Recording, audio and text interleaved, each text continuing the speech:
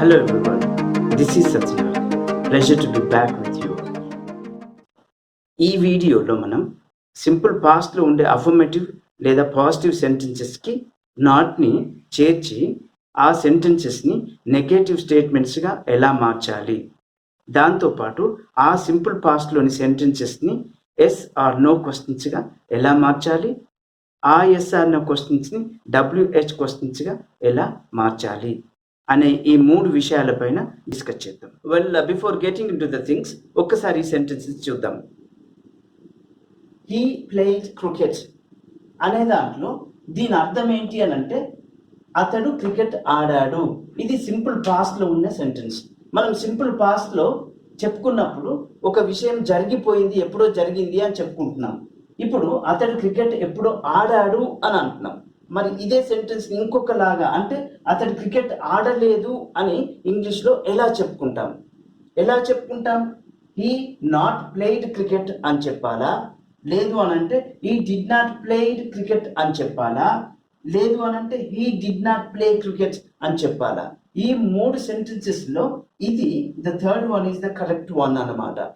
Okay, ఇప్పుడు అతడు cricket ఆడలేదు అనే సెంటెన్స్ ని మనం he did not play cricket అని చెప్పుకోవాల్సిన అవసరం ఉంటుంది. ఓకే, ఉన్న ఫలంగా ఈ V2 పక్కనే నాట్ చేస్తే ఇది తప్పు అవుతుంది. కొందరు పొరపాటున డిడ్ తో పాటు ఇక్కడ V2ని ఉపయోగిస్తూ ఉంటారనమాట. ఇది కూడా రాంగ్. ఓకే, తర్వాత థర్డ్ ఇది మాత్రం this is the correct one. ఎందుకు అనంటే డిడ్ వచ్చినప్పుడు ఇక్కడ వర్బ్ యొక్క మొదటి రూపం మాత్రమే వస్తుంది. ఇది మనం తెలుసుకోవాల్సిన అవసరం ఉంది. ఇప్పుడు దీన్ని మనం ఏం చేసాము అంటే నెగటివ్ సెంటెన్స్ గా మార్చాం. ఈ పైన సెంటెన్స్ ఏమవుతుంది అంటే హీ ప్లేడ్ క్రికెట్, అతడు క్రికెట్ ఆడాడు అన్నప్పుడు ఈ సెంటెన్స్ లో ఉండే పని ఏదైతే ఉందో అది జరిగింది అని చెప్తున్నాం అన్నమాట. అందుకనే దీన్ని మనం ఏమంటాము అంటే పాజిటివ్ సెంటెన్స్ అని అంటున్నాము. పాజిటివ్ సెంటెన్స్ అని అంటున్నాము. ఓకే, అలా కాకుండా దీనికి మరొక పేరు కూడా అంటాము. దాన్నే అఫర్మేటివ్ సెంటెన్స్ అని కూడా అనడం జరుగుతుంది అన్నమాట. ఓకే, ఇక్కడ పని జరిగినప్పుడు దీన్ని అఫర్మేటివ్ లేదా పాజిటివ్ సెంటెన్స్ అంటున్నాం. ఇక్కడ పని జరిగింది అని చెప్తున్నాం. అలా కాకుండా ఈ సెంటెన్స్ లో మనం ఏం చేసాము అంటే అతడు క్రికెట్ ఆడలేదు అంటే క్రికెట్ ఆడడం అనే పని జరగలేదు అని చెప్పడం జరుగుతుంది అన్నమాట. అంటే ఏమన్నట్టు దీంట్లో నాట్ ని ఉపయోగించాం, దాంతో పాటు డిడ్ అనే ఒక పదాన్ని, ఇక్కడ లేని పదాన్ని తీసుకొచ్చి మనం ఈ సెంటెన్స్ లో ఉపయోగించడం జరిగింది. ఈ సెంటెన్స్ లో లేని డిడ్ అనే పదాన్ని మనం ఎక్కడి నుండి తీసుకొచ్చుకున్నాం అనేది మనం తెలుసుకోవాల్సిన అవసరం ఉంది.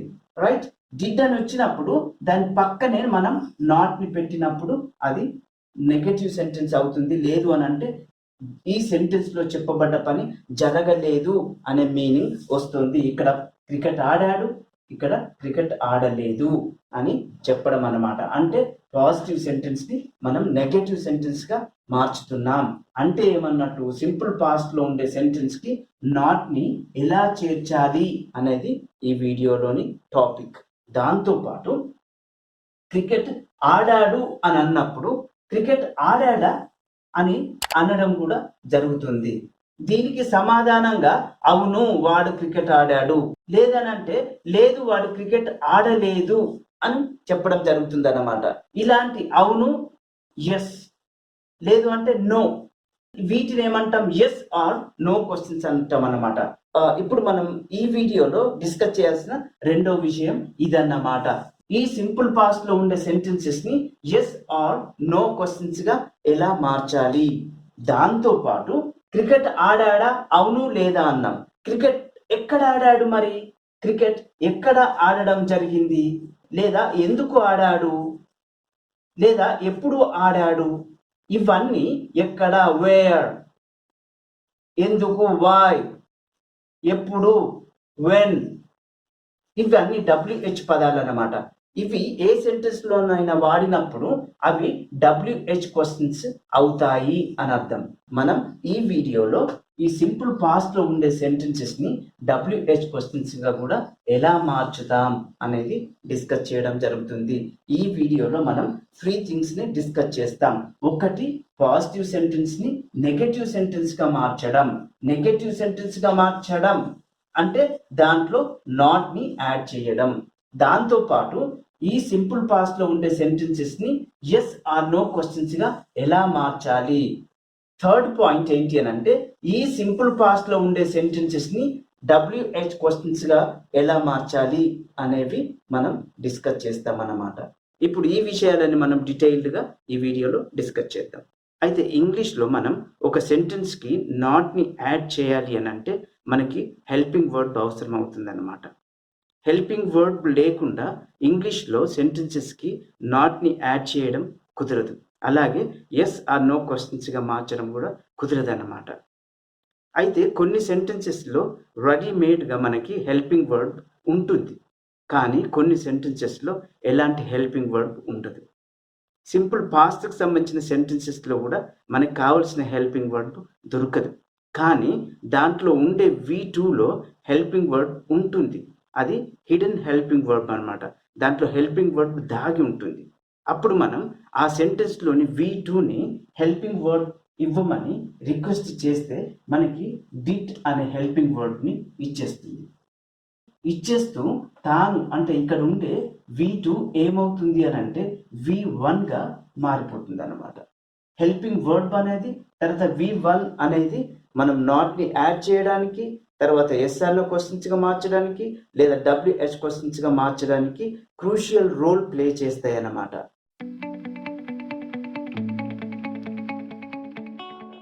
ఇప్పుడు ఈ స్టేట్మెంట్కి మనం నాట్ని యాడ్ చేయడం ఎలాగో చూద్దాం.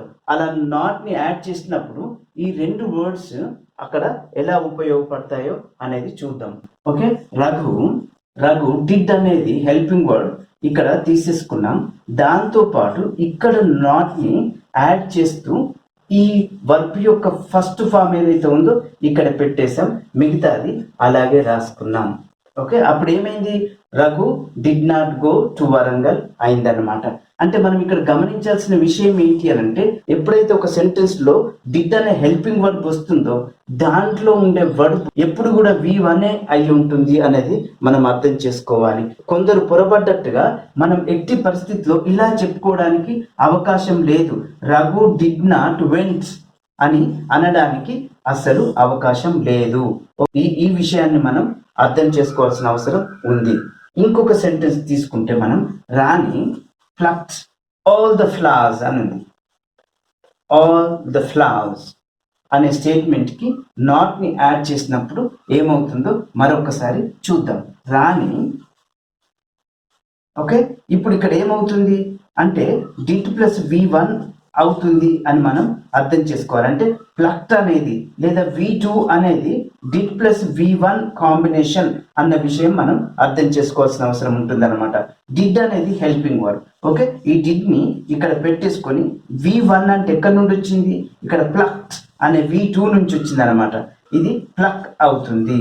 ఓకే, అప్పుడు రాని డిడ్ నాట్ అనేది ఇక్కడ యాడ్ చేసి ప్లక్డ్ అనే V2కి సంబంధించిన V1ని తీసేసుకొని ఓకే మిగతాది అలాగే రాసేయడం జరుగుతుంది అన్నమాట. అప్పుడు ఈ సెంటెన్స్ని మనం చదివినప్పుడు ఏమవుతుంది అంటే Rani did not pluck all the flowers అవుతుంది అన్నమాట. ఇప్పుడు మనం ప్రాక్టీస్ కోసం మరికొన్ని సెంటెన్సెస్ని రాసుకొని వాటిని డిడ్ని ఉపయోగిస్తూ ఆ స్టేట్మెంట్స్కి నాట్ని ఎలా యాడ్ చేస్తాం అనేది చూద్దాం. మన ఇమీడియట్ అండర్స్టాండింగ్ కోసం V1 V2 ఇలా తీసుకోవడం జరిగింది అనమాట. డూ అనే V1కి డిడ్ V2 అవుతుంది.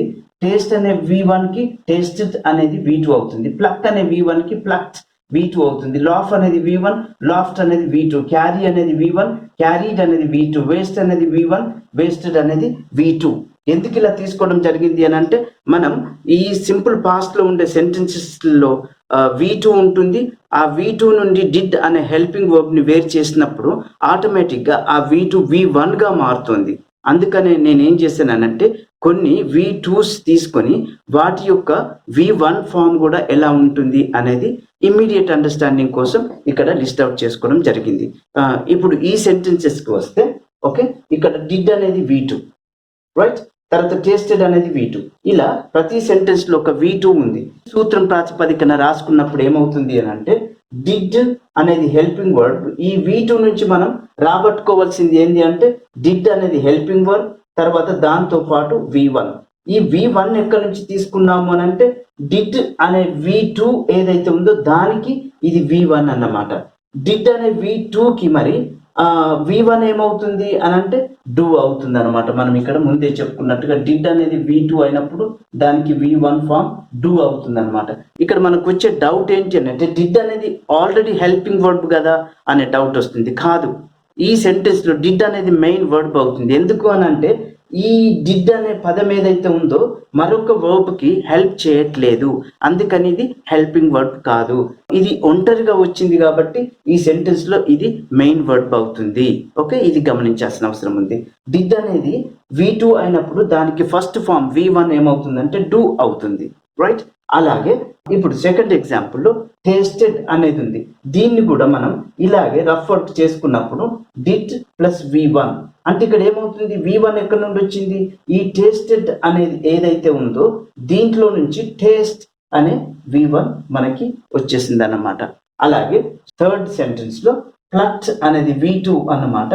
ఓకే, అప్పుడు దాన్ని మనం ఇలా రఫ్ వర్క్ చేసుకున్నప్పుడు డిడ్ ప్లస్ V1 ఇక్కడ ప్లక్ట్ అనేది ఏమవుతుంది అని అంటే ప్లక్ అవుతుంది. ఫోర్త్ సెంటెన్స్ లో లాఫ్ట్ అనేది ఓకే V2, లాఫ్ట్ అనేది V2. దీనికి ఫస్ట్ ఫామ్ ఏంటి అని అంటే లాఫ్, రైట్. దీని పక్కన ఇటు పక్కన did, okay, did plus V1. అలాగే ద బాయ్ క్యారీడ్, క్యారీడ్ అనే దాంట్లో క్యారీడ్ అనేది V2 అవుతుంది. క్యారీడ్ అనేది V2, దీనికి ఫస్ట్ ఫామ్ ఏంటి అని అంటే క్యారీ. ఓకే, ఇప్పుడు దీని పక్కనే డిడ్ వస్తుంది అనమాట, డిడ్ ప్లస్ V1, రైట్. అలాగే చివరి సెంటెన్స్ లో వేస్టెడ్, వేస్టెడ్ అనేది V2 అయినప్పుడు దానికి ఫస్ట్ ఫామ్ ఏంటి అని అంటే వేస్ట్. దీని ప్రక్కనే మనకి డిడ్ అనేది వస్తుంది. ఇక్కడ మనకి కావలసిన డిడ్ ప్లస్ V1 లన్నీ వచ్చేసాయి. ఇప్పుడు ఈ సెంటెన్సెస్ కి నాట్ ని ఎలా చేర్చాలో చూద్దాం.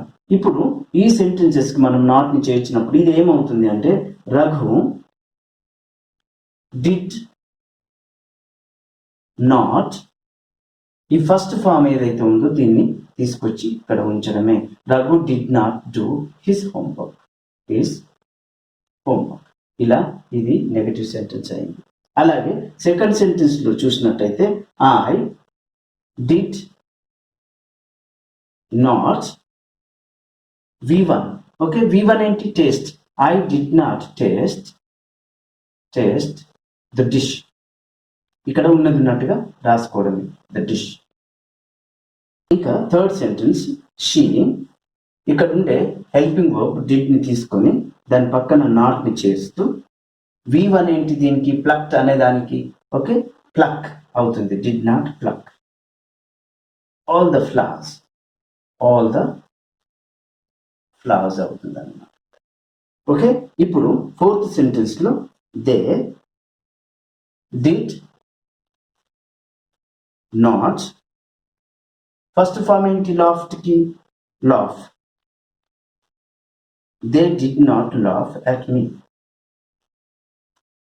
Okay, fifth sentence, the boy did, దాంతో పాటు నాట్ V1 ఏంటి క్యారీ అవుతుంది. did not carry the luggage, did not carry the luggage. Okay, you wasted your time అనే దాంట్లో you did, దాంతో పాటు నాట్ ని చేర్చి did not, దీనికి ఫస్ట్ ఫామ్ ఏంటి waste, did not waste your time. ఇలా వీటిని మనం నెగటివ్ సెంటెన్సెస్ గా మార్చడం చాలా ఈజీ అన్నమాట. మనం మళ్ళీ ఒకసారి గుర్తు చేసుకోవాల్సిన విషయం ఏంటి అంటే ఎప్పుడైతే సెంటెన్స్ లో డిడ్ వస్తుందో ఇక్కడ ఉండే వర్బ్ V1 లో ఉంటుంది. ఎట్టి పరిస్థితిలో మనం ఇలా చెప్పకూడదు Raghu did not did his homework అని చెప్పకూడదు. అలాగే I did not tasted, okay, I did not tasted అని అనకూడదు.